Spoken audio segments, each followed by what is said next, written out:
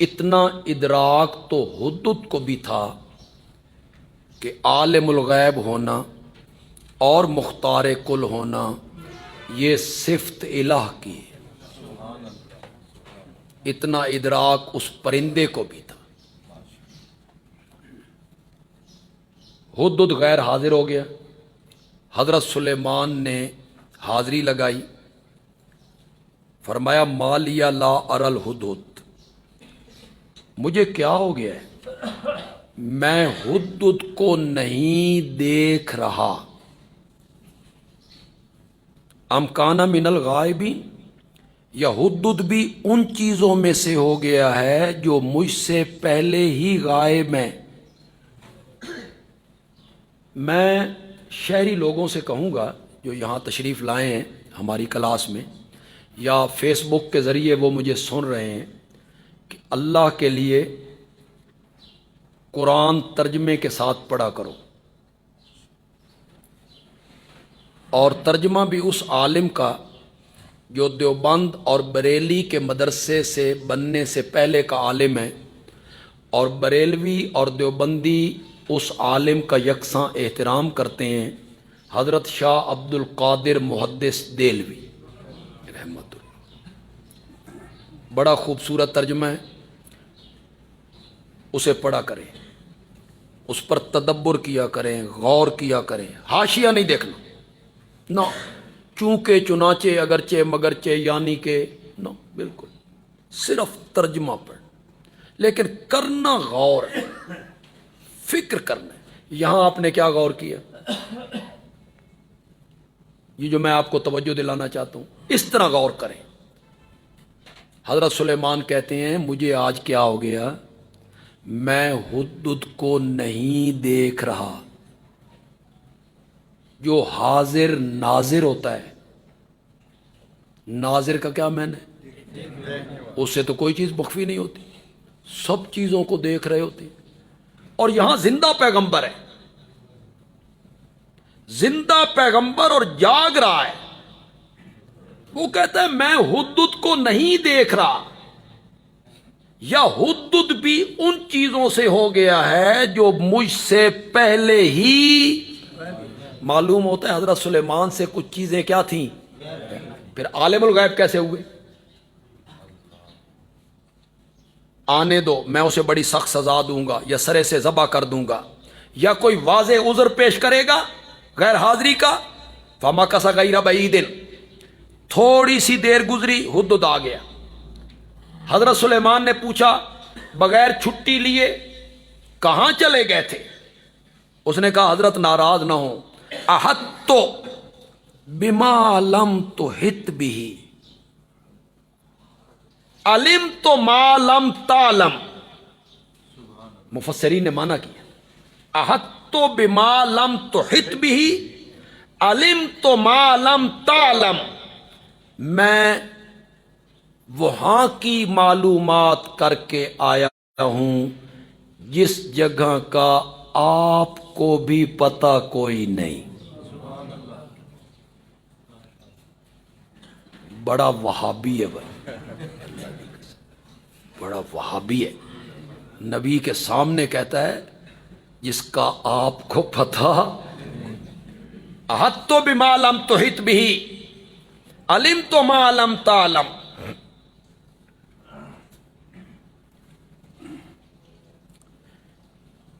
وجئتک من سبأ بنبأ یقین، میں قوم سبا کے علاقے میں گیا تھا، وہاں سے ایک یقینی خبر لایا ہوں۔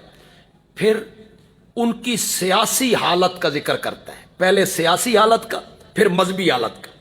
انی وجدت امرأۃ، میں نے پایا ہے ایک عورت کو، تملکہم، ان پہ بادشاہی کرتی ہے، سربراہ ہے، حکومت ہے اس کی، بلقیس۔ وَأُوتِيَتْ مِنْ كُلِّ شَيْءٍ، اور اسے ہر چیز میں سے دیا گیا ہے۔ اتنی بڑی سلطنت ہے، اتنا بڑا دربار ہے، ہر چیز اس کو عطا کی گئی ہے۔ وَلَهَا عَرْشٌ عَظِيمٌ، اور اس کے لیے بڑا تخت ہے، خوبصورت تخت بھی ہے۔ یہی میں ایک بات آپ کو سمجھا دیتا ہوں۔ ہمارے جو دوست ہیں وہ نبی پاک صلی اللہ علیہ وسلم کے علم غیب پر ایک دلیل پیش کرتے ہیں، صغرا کبرا ملاتے ہیں، صغرا کبرا۔ وہ کہتے ہیں قرآن کے بارے میں اللہ کہتا ہے تفصیلا لکل شیء تبیانا لکل شیء، قرآن میں ہر چیز کی تفصیل ہے۔ کل پہ ذرا زیادہ زور لگاتے ہیں، کل شیء، ہر چیز کا بیان ہے قرآن میں۔ یہ لوگوں کو کہہ دیا ہے قرآن ہے نا تفصیلا لکل شیء تبیانا لکل شیء، ہے نا؟ تو لوگ کہتے ہیں جی ہے۔ پھر لوگوں سے پوچھتے ہیں پھر نبی پاک قرآن کے عالم ہیں کہ نہیں؟ ہاں جی نبی پاک قرآن کے عالم ہیں۔ تو قرآن میں ہر چیز کا بیان ہے اور آپ اس کے عالم ہیں، تو پھر آپ ہر چیز کو جانتے ہیں۔ یہ صغرا کبرا، پھر نتیجہ نکال۔ آگے قوم ہے بیچاری پڑھی پڑھائی، انہیں پتہ کو نہیں ہوتا بے کل کبھی کبھی بعض کے معنی میں بھی آ جاتا ہے، ہر جگہ کل استغراقی نہیں ہوتا، ساری چیزیں۔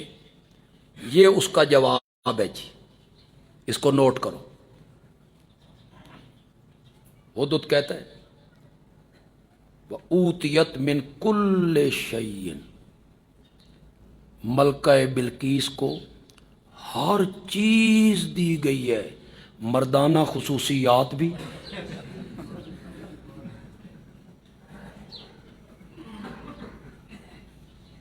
نبوت بھی، رسالت بھی، سلیمان کی حکومت بھی، تخت بھی۔ کرو میں نہ من کل شیء کا، تم کہتے ہو کل سے ہر چیز مراد ہوتی، وَأُوتِيَتْ مِنْ كُلِّ شَيْءٍ، تو یہاں بعض مراد ہوگی کہ ضرورت کی جتنی چیزیں ہوتی ہیں وہ یہ مراد ہوتا ہے۔ اچھا آپ لاہور جائیں، بڑے شوق سے جائیں، بڑی سیر کریں، آپ شاہی مسجد گئے، قلعے گئے، چڑیا گھر گئے، مینار پاکستان گئے، پھرتے رہے آپ، میٹرو پہ آپ چڑھے، اورنج ٹرین پہ چڑھے، سیر واپس آئے تو دوستوں نے پوچھا سنا کیسی رہی سیر؟ آپ نے کہا لاہور دا چپا چپا چھان مارے، بہت زیادہ سیر کی نا، چپا چپا چھان مارا ہے۔ اس کا مطلب یہ ہوتا ہے کہ لاہور میں کوئی جگہ 4 انگلی کے برابر نہیں جتھے میرے پیر نہیں لگے، یہی معنی ہوتا اس کا۔ یہ اطلاق کر دیتے ہیں، تو وہاں بھی تبیانا لکل شیء، قرآن میں ہر چیز کا بیان ہے۔ ٹیکس لے دا بھی ذکر ہے اس دے وچ، حسن عبدال دا بھی اس دے وچ ذکر ہے، پاکستان دا بھی ہے تے پنجاب دا بھی ہے۔ اے اللہ کے بندو خوف خدا کرو، کل شیء کا یہ میں نے تبیانا لکل شیء اور تفصیلا لکل شیء، اے من ضروریات الدین، بزاوی اٹھاؤ، جلالین اٹھاؤ، رول مانی، کوئی سی تفسیر اٹھاؤ آپ، وہاں مفسرین کیا لکھتے ہیں؟ من ضروریات الدین، دین کی جتنی ضروری باتیں ہیں ان کا قرآن میں کیا ہے؟ ذکر ہے۔ جب اس نے سیاسی حالت کا ذکر کر لیا تو اب ان کی مذہبی حالت کا ذکر کرتا ہے۔ وجدتها وقومها، میں نے پایا ہے اس کو، ملکہ کو اور اس کی قوم کو، یسجدون للشمس من دون اللہ، وہ سجدہ کرتے ہیں سورج کا اللہ کے سوا۔ جو لوگ کہتے ہیں من دون اللہ سے مراد بت ہوتے ہیں، وہ ذرا اس پر توجہ فرما لیں جی، یہاں شمس پر من دون اللہ کا اطلاق ہو گیا جی، سورج پر۔ وہ سجدہ کرتے ہیں سورج کا اللہ کے سوا۔ وَزَيَّنَ لَهُمُ الشَّيْطَانُ أَعْمَالَهُمْ، مزین کیا ہے ان کے لیے شیطان نے ان کے اعمال کو، پھر روک دیا ہے ان کو سیدھے راستے سے، اور وہ ہدایت یافتہ نہیں ہے۔ یہ حدود نے حضرت سلیمان سے کہا میں چلا گیا تھا قوم سبا وہاں میں نے یہ حالات دیکھے ہیں. ایک ملکہ ہے, اس کو میں نے دیکھا سورج کا وہ سجدہ کرتے ہیں, اللہ کے سوا اوروں کو پکارتے ہیں. چنانچہ حضرت سلیمان کا جواب بھی ہو گیا اور اس کا عذر بھی ہو گیا. آگے سلیمان کے دربار میں ہدہد نے توحید کے موضوع پر تقریر کرنی شروع کر دی. اب مبلغ ہے ہدہد, سن رہے ہیں حضرت سلیمان. اب حضرت سلیمان کا دربار ہے, وزیر بھی ہوں گے, مشیر بھی ہوں گے, پارلیمنٹ کے ممبر بھی ہوں گے, صنادید بھی ہوں گے, بڑے بڑے لوگ ہوں گے, دربار لگا ہوا ہے. ہدہد تقریر کر رہا ہے, اللہ یسجدوا للہ, وہ اس اللہ کا سجدہ کیوں نہیں کرتے؟ الذی یخرج الخبا فی السماوات والارض, جو زمین و آسمان کی چھپی ہوئی چیزوں کو باہر نکال دیتا ہے. کون صفت آ گئی؟ مختار کو. کون سی؟ قادر ہے, مالک ہے, مختار ہے. سورج چھپا ہوا ہے باہر نکال دیتا ہے, چاند چھپا ہوا باہر نکال دیتا ہے, ستارے چھپے ہوئے باہر نکال دیتا ہے, بارش بادلوں میں چھپی ہوئی باہر نکال دیتا ہے, برف بادلوں میں چھپی ہوئی باہر نکال دیتا ہے, زمین میں پانی چھپا ہوا باہر نکال دیتا ہے, تیل, معدنیات, فصلیں چھپی ہوئی باہر نکال دیتا ہے. وہ اللہ, اس کو کیوں نہیں سجدہ کرتے جو اللہ زمین و آسمان کی چھپی ہوئی چیزیں باہر نکال دیتا ہے. وَيَعْلَمُ مَا تُخْفُونَ وَمَا تُعْلِنُونَ, جانتا ہے جو تم چھپاتے ہو اور جو تم ظاہر کرتے ہو. یہ کون صفت آ گئی؟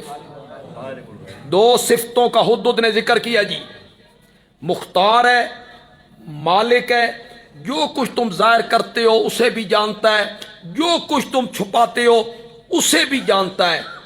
دو صفتوں کو ذکر کرنے کے بعد ہدہد نتیجہ نکالتا ہے, اگر یہ دو صفتیں اللہ کی ہیں تو پھر اللہ لا الہ الا, پھر اس کے سوا الہ کوئی نہیں ہے. تو یہ ہدہد کو بھی پتا تھا کہ یہ دو صفتیں کس کی ہیں؟ الہ کی ہیں. الہ کی ہیں, الہ ہی میں یہ دو صفتیں پائی جاتی ہیں, اور جس میں یہ دو صفتیں مان لی جائیں اس کو کیا مان لیا؟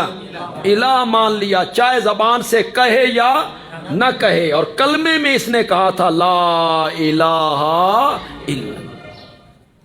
یہاں میں ایک بات کہا کرتا ہوں, یہاں بھی کہوں گا, جو شہری لوگ آئے ہیں, مختلف مساجد سے لوگ آئے ہوئے ہوں گے, یہاں علماء بھی آئے ہیں.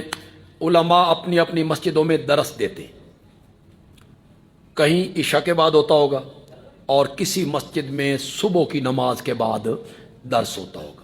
یہ اللہ نے ہماری جماعت کی قسمت میں کی ہے.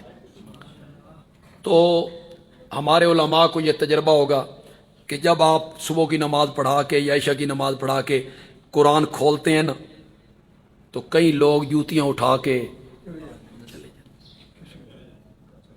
ہاں, کوئی تقاضا ہو, کام ہو, کوئی حرج نہیں, کوئی گناہ نہیں, کوئی گناہ نہیں.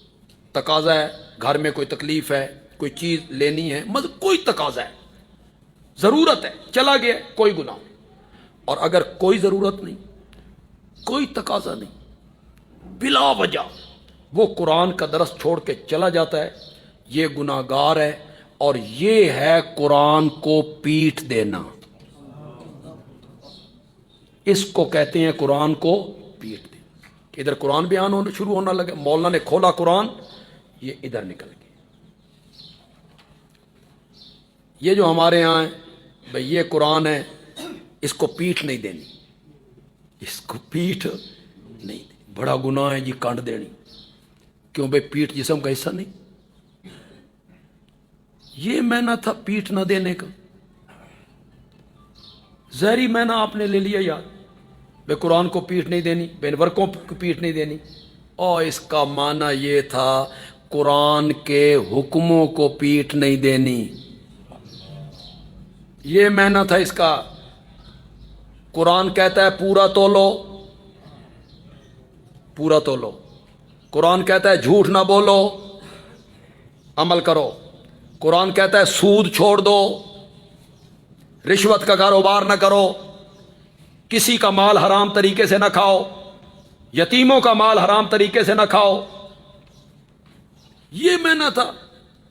کیا بات ہے پاکستانیوں کی. لفظ تو میں تھوڑا سا سخت بول رہا ہوں. سارا دن قرآن کے حکموں کو پاؤں کی ٹھوکر سے اڑانا ہے، سارا دن.